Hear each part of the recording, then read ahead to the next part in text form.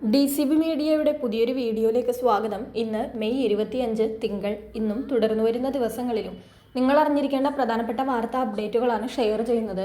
Channel ആദ്യമായി കാണുന്നവർ subscribe ചെയ്യുക, വീഡിയോ ഇഷ്ടമായാൽ ലൈക്ക് ചെയ്യുക, ഫേസ്ബുക്കിൽ കാണുന്നവർ പേജ് ഫോളോ കൂടി ചെയ്യുക. ആദ്യത്തെ അറിയിപ്പ്, സംസ്ഥാനത്ത് ഇന്നും പരക്കെ മഴയ്ക്ക് സാധ്യതയെന്ന് കേന്ദ്ര കാലാവസ്ഥാ വകുപ്പ് അറിയിച്ചിരിക്കുകയാണ്. ഏറ്റവും പുതിയ റിപ്പോർട്ട് അനുസരിച്ച് അടുത്ത 3 മണിക്കൂറിൽ കേരളത്തിലെ എല്ലാ ജില്ലകളിലും ഒറ്റപ്പെട്ടയിടങ്ങളിൽ നേരിയ മഴയ്ക്ക് സാധ്യതയുണ്ടെന്ന് കാലാവസ്ഥാ വകുപ്പ് അറിയിച്ചു. കൂടാതെ എറണാകുളം, തൃശൂർ, പാലക്കാട്, മലപ്പുറം, വയനാട് ജില്ലകളിൽ ഒറ്റപ്പെട്ടയിടങ്ങളിൽ ഇടിമിന്നലോട് കൂടിയ ഇടത്തരം മഴയ്ക്കും മണിക്കൂറിൽ 40 കിലോമീറ്റർ വരെ വേഗതയിൽ ശക്തമായ കാറ്റിനും വരും മണിക്കൂറിൽ സാധ്യതയുണ്ട്.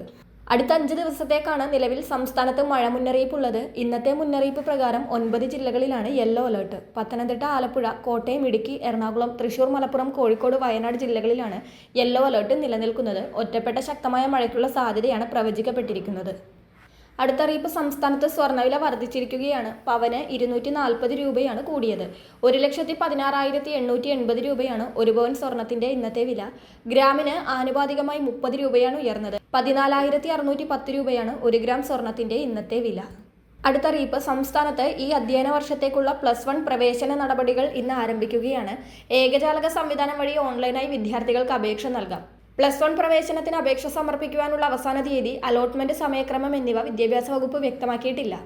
വിദ്യാർത്ഥികൾക്ക് നേറ്റിവിറ്റി, ജാതി എന്നിവ തെളിയിക്കുന്നതിന് SSLC ബുക്ക് മാത്രം മതി. സ്കോളർഷിപ്പ് ആനുകൂല്യം ലഭിക്കുന്നതിനായി SC/ST OEC വിദ്യാർത്ഥികൾക്ക് മാത്രമേ വില്ലേജ് ഓഫീസർ നൽകുന്ന സർട്ടിഫിക്കറ്റ് ആവശ്യമുള്ളൂ.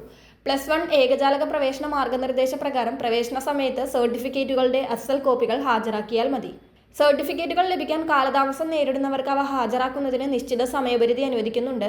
സംവരണാനുകൂല്യങ്ങൾക്കുള്ള രേഖകൾ പ്രവേശനത്തിന് ശേഷം നൽകിയാൽ മതിയാകും. അടുത്തറിയിപ്പ്, രാജ്യത്തെ പെട്രോൾ, ഡീസൽ വില വീണ്ടും വർദ്ധിപ്പിച്ചിരിക്കുകയാണ്. പെട്രോളിന് ഇന്ന് 2.61 രൂപയും ഡീസലിന് 2.71 രൂപയുമാണ് കൂട്ടിയത്. കഴിഞ്ഞ 2 ആഴ്ചക്കുള്ളിൽ ഇത് 4ാം തവണയാണ് ഇന്ധനവിലയിൽ വർധനവുണ്ടാകുന്നത്.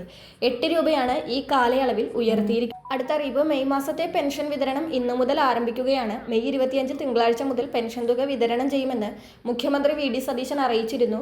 സാമൂഹ്യ സുരക്ഷാ ക്ഷേമനിധി ബോർഡ് പെൻഷൻ വിതരണത്തിനായി 1070 കോടി രൂപ അനുവദിച്ചതായും അദ്ദേഹം വ്യക്തമാക്കിയിരുന്നു. സംസ്ഥാനത്തെ 62 ലക്ഷത്തോളം പേരാണ് ക്ഷേമ പെൻഷൻ വാങ്ങുന്നത്. നാളെ ചൊവ്വാഴ്ച സർക്കാർ കടമെടുപ്പ് നടത്തുന്നുണ്ട്. അതിനാൽ ഇന്ന് ഭാഗിക വിതരണമായിരിക്കും ഉണ്ടാവുക. നാളെ മുതലൊക്കെ ആയിരിക്കും പെൻഷൻ വിതരണം സജീവമാകാൻ സാധ്യതയുള്ളത്. അടുത്തറിയിപ്പ്, മഹാത്മാഗാന്ധി ദേശീയ ഗ്രാമീണ തൊഴിലുറപ്പ് പദ്ധതിയുടെ നിലവിലെ ഘടനയിൽ വലിയ മാറ്റങ്ങൾ വരുത്താൻ കേന്ദ്ര സർക്കാർ ഒരുങ്ങുകയാണ്. നിലവിലുള്ള സംവിധാനത്തിന് ഇനി ഏകദേശം 35 ദിവസത്തെ കാലാവധി മാത്രമാണ് അവശേഷിക്കുന്നത്. ജൂലൈ മാസം 1-ാം തീയതി മുതൽ Viksit Bharat Rozgar guarantee and Ajeevika mission എന്ന പുതിയ രൂപത്തിലേക്ക് മാറും. ഈ പരിഷ്കാരത്തിലൂടെ തൊഴിലാളികൾക്ക് ലഭിക്കുന്ന ദിവസവേതനത്തിൽ കൃത്യമായ വർധനവ് ഏർപ്പെടുത്താനും 1 വർഷത്തിൽ ലഭിക്കുന്ന ആകെ തൊഴിൽ ദിനങ്ങളുടെ എണ്ണം വർദ്ധിപ്പിക്കാനും ലക്ഷ്യമിടുന്നുണ്ട്. കൂടാതെ ഇൻഷുറൻസ് ഉൾപ്പെടെയുള്ള മറ്റ് ഒട്ടനവധി സുരക്ഷാ ആനുകൂല്യങ്ങൾ അടങ്ങിയ പുതിയ തൊഴിൽ കാർഡുകളായിരിക്കും ഇനി മുതൽ വിതരണം ചെയ്യുക. അതിനാൽ പുതിയ രൂപത്തിൽ ലഭ്യമാകുന്ന ഈ സുപ്രധാന ആനുകൂല്യങ്ങൾ നഷ്ടപ്പെടാതിരിക്കാൻ ഇതുവരെയും തൊഴിൽ കാർഡ് എടുത്തിട്ടില്ലാത്തവർ അതാത് തദ്ദേശ സ്വയംഭരണ സ്ഥാപനങ്ങളുമായി ബന്ധപ്പെട്ട് ഉടൻ തന്നെ അപേക്ഷകൾ സമർപ്പിക്കേണ്ടതാണ്. വളരെ പ്രധാനപ്പെട്ട ഈ വാർത്താ അപ്ഡേറ്റുകൾ മറ്റുള്ളവർക്ക് കൂടി ഷെയർ ചെയ്യുക.